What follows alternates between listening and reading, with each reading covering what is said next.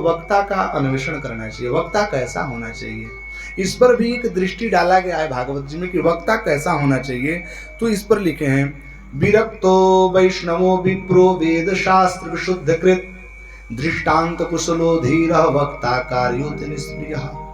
एक वक्ता ऐसा होना चाहिए जो विरक्त हो, जो वेद को जानने वाले वेदज्ञ हो, जो विप्र हो, जो दृष्टांत को समझाने में कुशल हो, जो शास्त्रों को जानता हो, जो शास्त्रज्ञ हो, ऐसे एक कुशल वक्ता ब्राह्मण का चयन करना चाहिए। अब व्यासपीठ की मर्यादा का हनन हो चुका है। व्यासपीठ में भी संकरता आ गई है। किसको बैठाना चाहिए इस व्यासपीठ? ये सामान्य व्यासपीठ नहीं है। इस पर किसको बैठना चाहिए, किसके द्वारा कथा सुननी चाहिए, ये बड़ी महत्व की बात है। अब क्या हो रहा है, अब कोई जिसको थोड़ा सा कथा समझ में आ गई, 2-4 महीना पढ़ लिया, वो सब लोग कथावाचक बन गए।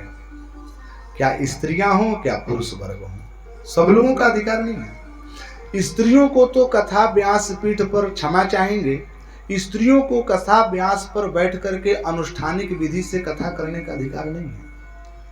लेकिन आजकल उन्हीं की ट्रेंडिंग चल रही है। श्रोता भी खोज रहे हैं कि कोई बढ़िया सुंदर स्त्री वाचिका मिल जाए जिससे हम लोगों का उद्धार हो जाए।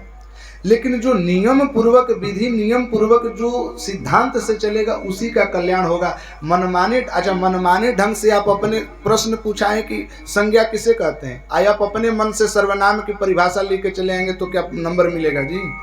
कि हमने तो अपने मन से लिख दिया था जी। ऐसे नहीं होता।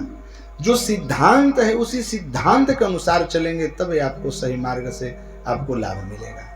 स्त्रियों को व्यासपीठ पर नहीं बैठना चाहिए, अन्य वर्णों को भी नहीं बैठना चाहिए, विप्र को बैठना चाहिए। और वो भी विप्र में सभी विप्रों को नहीं, जो वेदज्ञ हो, जो वैदिक गुरुकुल में पढ़ करके जो वेद का अध्ययन किया हो, जो व्याकरण का अध्ययन किया हो, जो शास्त्रों का अध्ययन किया हो।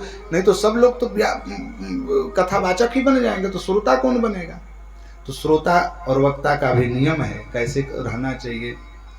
नियम क्या है? तो 7 दिन तक जितने लोग कथा सुनने वाले हैं, श्रोत्री हैं, उन सबको प्याज लहसुन से दूर होना चाहिए। प्याज लहसुन को